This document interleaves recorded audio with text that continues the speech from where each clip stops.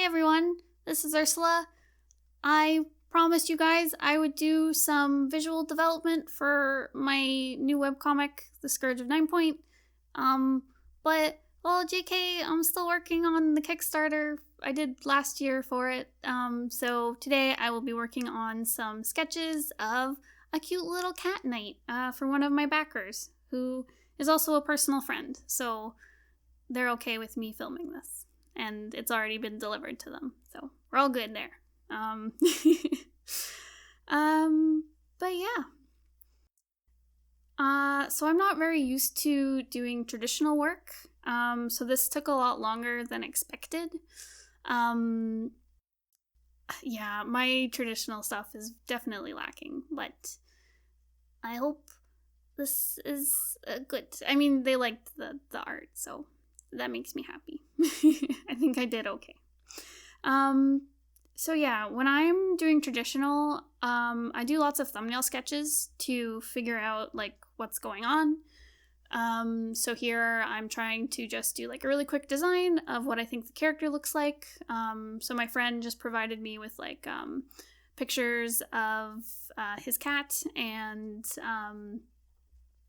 like just a quick description of like how she would be as a knight. So I just went in, I started drawing like the armor and the hammer because he wanted her to have like a wicked hammer as a weapon. So first I just started with the design. I didn't worry about adding in the personality or anything because that can come later once I know like exactly what the costume will look like based off the personality and stuff. And then I can actually show the personality in the character and add more details. I'm really into iterative drawing, so I was just like, I'll just do some sketches to figure it out. Here I'm working on like making her all sassy because she's supposed to be super cute and sassy. So yeah. Right, so then I start going more into detail with the armor of like what I want the actual shape to be now that I have a general idea. I started basing the design off like circles because his cat had a really cute like round face. Right, so like working on say like the gauntlets and making the shoulder pads like round. I also wanted to make them pointed so that she looks really like cool. I mean like the kingdom she's from is called like the 9 Point Empire. So like their armor has a lot of like points in it, a lot of sharp edges, cuz like their symbol is like a star, like a 4-pointed star. So I like to put that into all the armor as much as possible. Oh yeah, and so then as soon as I finished like deciding a bunch of her armor stuff, I started going into like, okay, what pose do I want to do for this image? So yeah, it takes a lot of planning for me, especially when I'm doing traditional. When I do digital, I still do a lot of this, but a lot of it is like just transparent layers on top of each other. Whereas in traditional, I tend to do like a separate page of like design work for it. For what I just did there, I was drawing like lines on the floor to get the stance right, so that it looks like she's actually grounded on something. So yeah. Here I go, starting on the sketch. This is always like, okay, I don't mind the sketch, but starting anything traditional is super spooky to me. Because I'm like, oh no, I do not have Control Z, what do I do? Ooh. So yeah. Bones is taking care of the dog in the background. You can hear his ankles clicking. Poor Bones. So yeah. Just sketching it out. It's tough, man. How do you people do traditional work? Yeah. I mean, I talk a lot about being all into iterative drawing, so I do that a lot with the design work, but I know I'm super afraid of messing up with traditional work. So I'm super careful, especially when I get to like the inking stage. The sketch is very like loose though. There we go. Talk about how you cried about it. Bones, stop. Get out of here. Bones is a bully. Don't listen to him.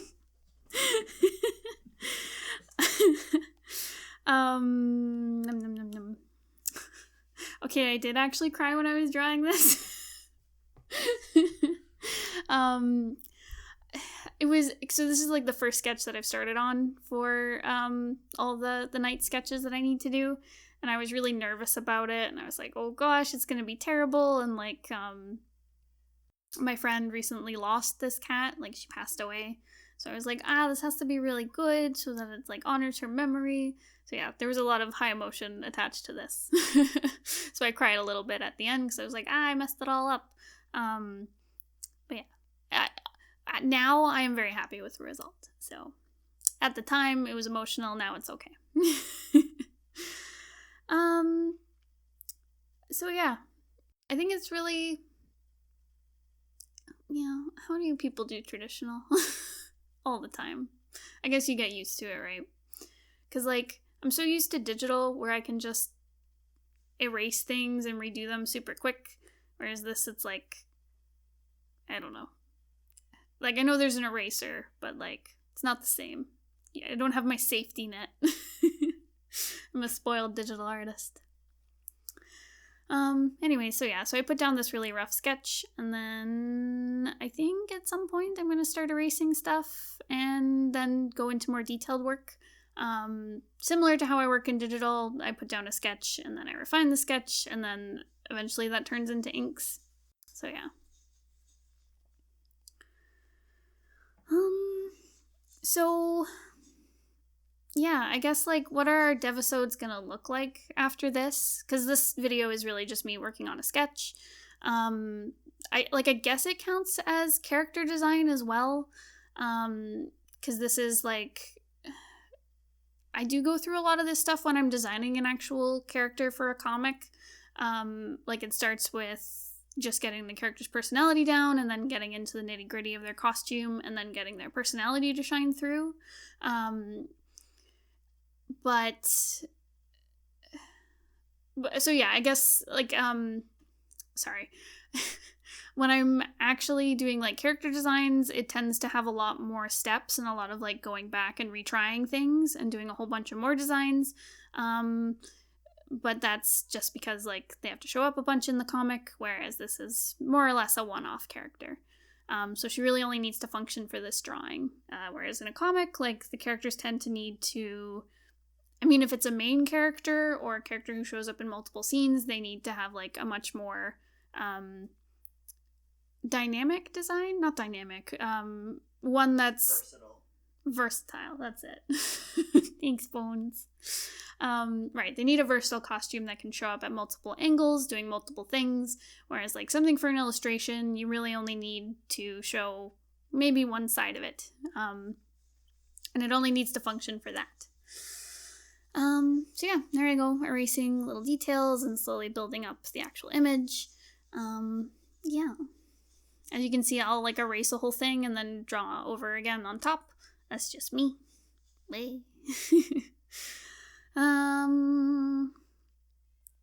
But yeah, okay, so right, as I was saying, what are these devisodes actually going to look like after this?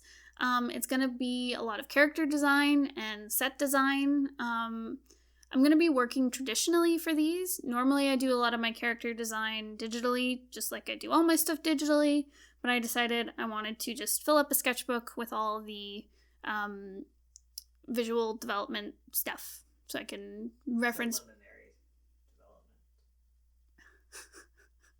Bones, the peanut gallery over here.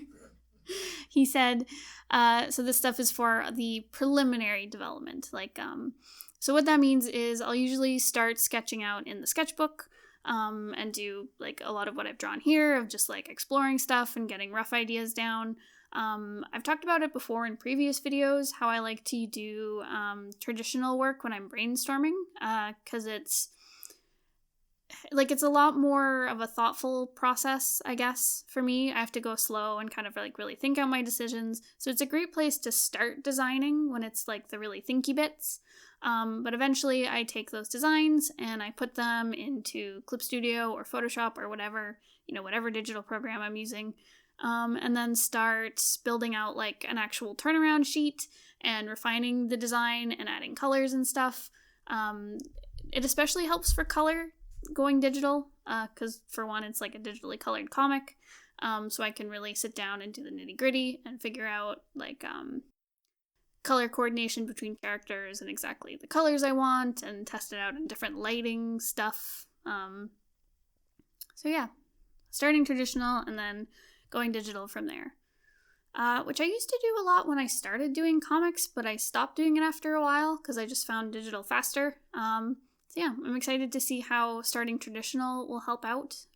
Like I said, it'll help with the thinking bits, where it's great to go like really lo-fi and instead of worrying about like the tools you're using, just focus on like the actual design work. So like, just get a crappy sketchbook and a regular pencil and just try stuff out and see what sticks.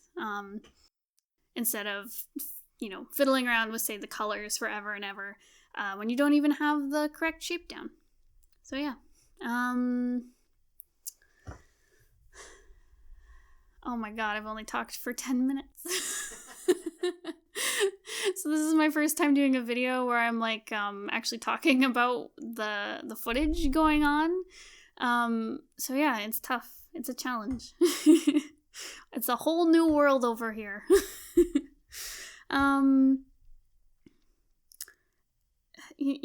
I wrote down a bunch of topics here.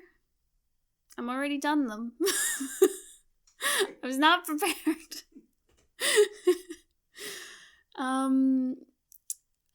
So as you can see with what I'm drawing, I struggled a lot with the hammer. I should have spent more time designing it, because as you can see, like, the final design does not match the design I did beside it at all. So I guess that's something I definitely want to avoid when I'm actually going into like design props and characters and scenery, is I don't want to get into the comic or the final draft and then go like, oh shoot, this doesn't look very good, and have to redesign it on the fly. Because that's how I've done a lot of comics in the past, is just, making stuff up right before I draw it. Like a new character, well, they're being designed on the sketch layer of this comic page, which is really bad because it leads to a lot of, say, boring looking characters or characters that aren't super cohesive, lazy designs, all that bad stuff. Whereas if I spend lots of time designing it and figuring out how it all looks, then I can, have cohesive design and, things will look consistent, and, I can plan ahead and make things like, what's the word? I can make things, like I can foreshadow things in the plot, and, make sure that the character's personality is shining through as best they can, and, make sure that I don't miss, like, an important detail in the script, because I am very bad. Bones is laughing. I'm very bad at, he'll put in, like, a little detail in the script, and I'll just totally miss it by accident. So sitting down and actually, like, doing the design work will really help avoid that, especially because Bones is going to be going through my designs before they actually go down on any comic page and make sure that they're okay, and that they're accurate. So he's actually gone through his script that he's written. So he's written out all of Volume 1 of The Scourge of Ninepoint, and he has written out all of the characters and the major set pieces and major objects, I think. And so he's written this like lovely list for me so that I don't miss any of the details. Pro tip for writers: make a nice easy list for your artists so they don't forget stuff. I'm sure people are better than me and actually remember things, like putting a crow on the counter.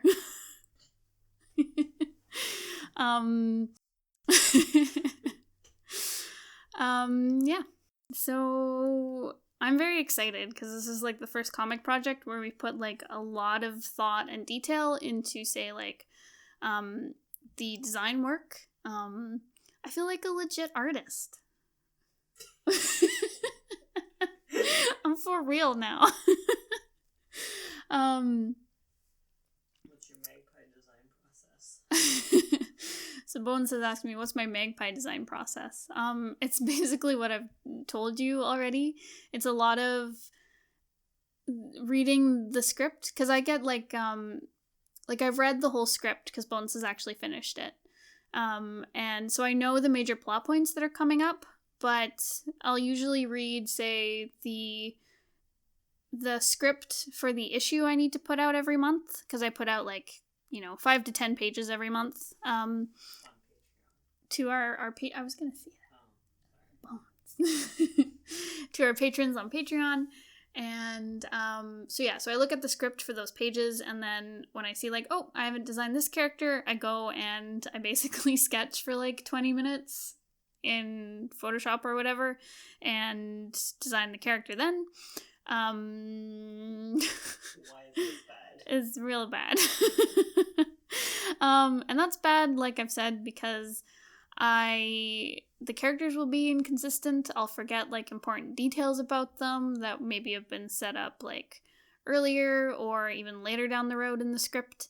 Because if you're looking at one little snapshot instead of the full picture, then you're gonna miss those important details that need to shine through in their design. It also leads me to doing a lot of my default face and my default body shape. And by default, I mean when I'm not thinking about it, I tend to draw skinny, boring looking men and women who have vaguely anime face, and they don't have anything that's very distinct. You know what else you do? What?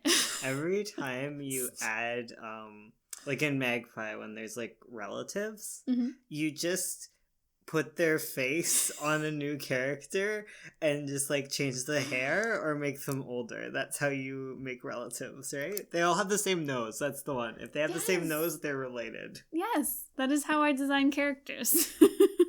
Pro tips.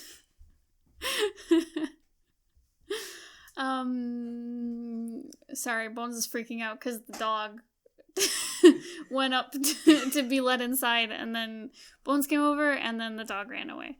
And that's our life. They just never want to come inside, but they also want to be inside and outside and inside. It's a struggle. Okay. But yeah, so I tend, like Bones said, I tend to do defaults or do designs that are really easy that I don't have to think about. And it's not good. They're very bad habits. They make for boring character designs. Or I get the problem where I'm learning to draw the character as I'm drawing the comic, which means as the comic goes on, they begin to change as I get more used to their personality and how they express. So for the first few pages of the comic, they look one way, and then 50 pages into the comic, they look totally different. Not totally, you can still recognize it's the same character, especially if you've been reading through and you see them slowly progress. But they still have some very distinct differences. For example, if you read Magpie, Trixie's hair just gets longer and longer for the first 50 pages of the comic until it gets to what it is now. It's been a week. No, it's been a day. What? In the comic? Oh, right, but it's not growing over time. No, sorry, the comic, her hair isn't growing over time, it's just randomly longer within a week. So it leads to a lot of bad habits like that, where I can't make good quality stuff because it's all really rushed and not thought out. So I really want to avoid that with 9 Point. I want character designs that are really thought out, that showcase the character's personality and their history, and make sure their designs are consistent, and because we'll be drawing a lot of cats and animals that have fur patterns too, so I don't want the fur patterns to drift around either. And of course, doing design work for, say, settings will also help from, objects drifting around the room, which is something I do all the time. drives me crazy because I don't see it until after the page is posted. But, yeah, so, and concerning, set pieces and set design, I'll have a lot less, boring white rooms. I mean, partly because it'll be in color, but but it will, the characters' personalities will hopefully shine through in their environments, or like the tone and mood of the scene will shine through in the environments. It won't all just be boring and simple and plain, because I don't have time to like think it out and draw it out fully. Because my settings suffer from the same problem as like my character designs, where it's like, well, I need this room designed, let's do it. And then it's a really boring room with like 2 pieces of furniture where the characters are sitting. And yeah, it just makes for a very boring experience. It's not very immersive. And I want to be able to do better than that.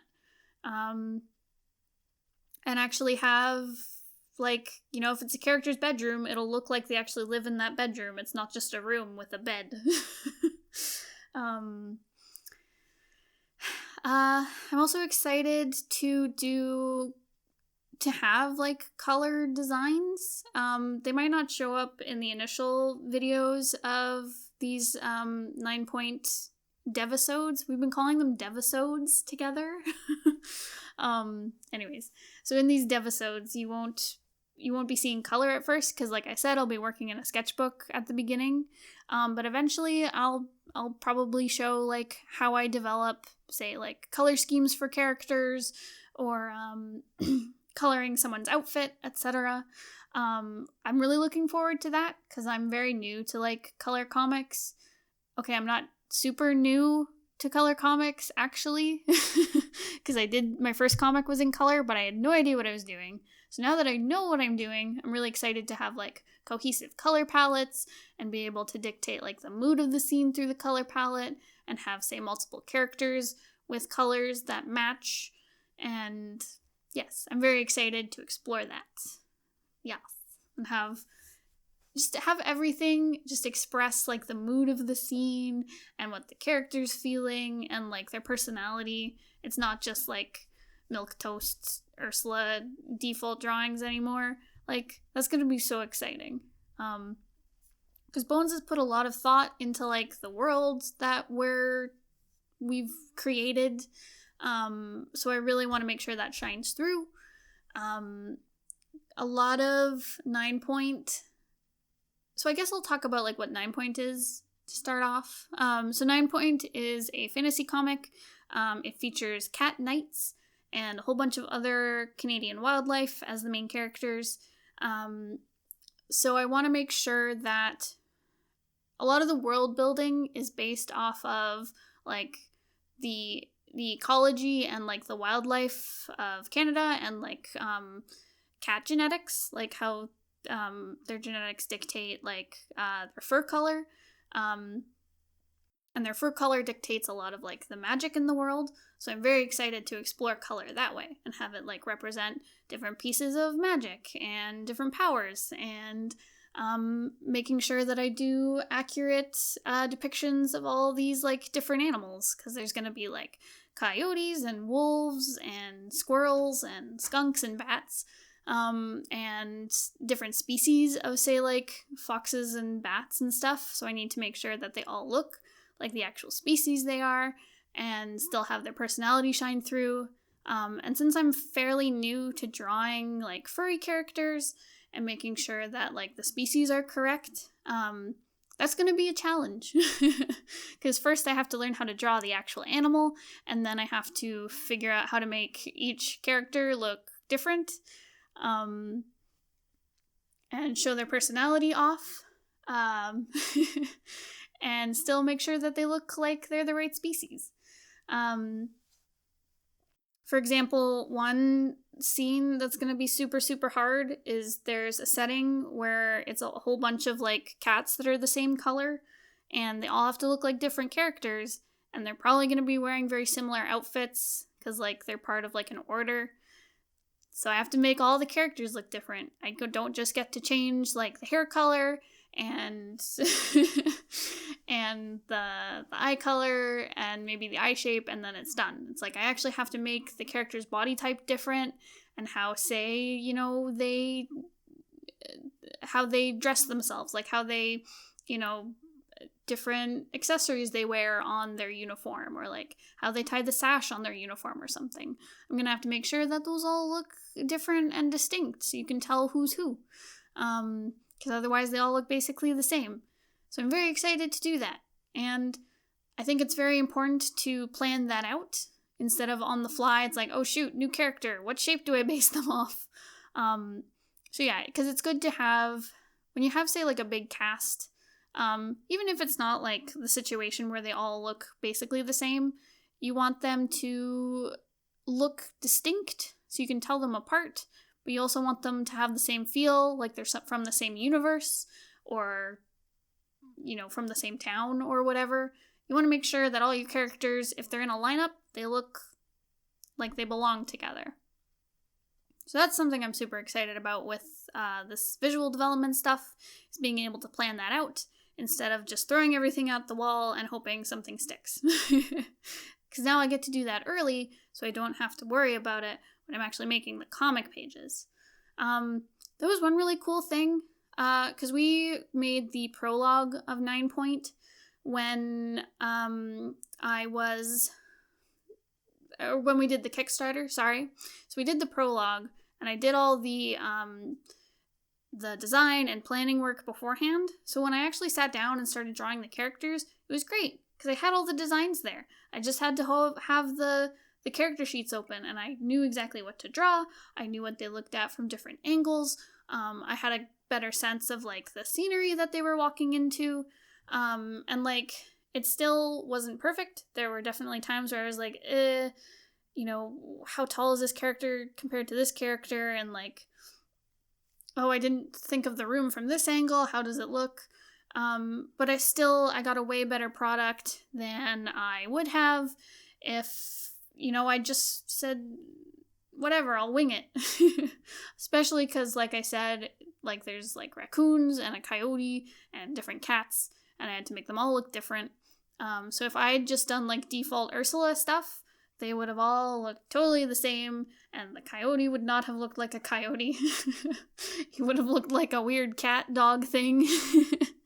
So yeah, I'm very excited to do more design stuff. Oh, I also designed background characters for it. I never do that. Background characters are so important to a scene, because it's similar to, like, a set design, where you want your background characters to show, like, the personality of the town they're in. You know, is it a bunch of different travelers from other cities coming through, or is it this peaceful little village where everyone knows each other? Like, yeah, I want to be able to represent that with the background characters. So yeah, that was one thing I was super excited for. I'm super proud of myself for doing. I know it's not a huge feat, but man, it's better than what I did before. So yeah, looking forward to doing way more of that. What else? Yeah.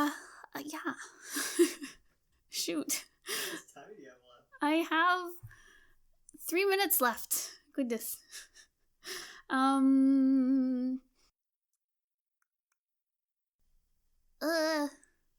Ooh. Oh no. You could just wrap up. Okay, I guess that's all I have for today.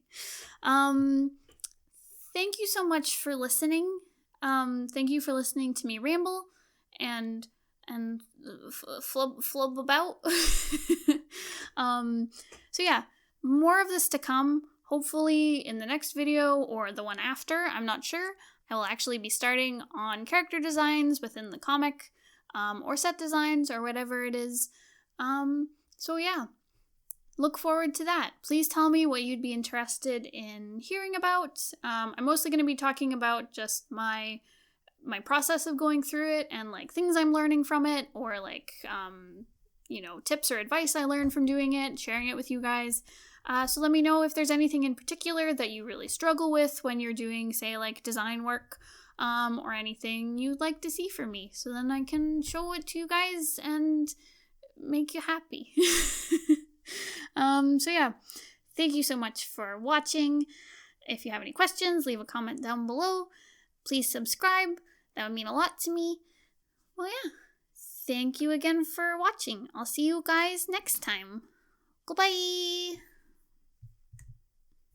What is inking? What is inking? I don't know. Goodbye.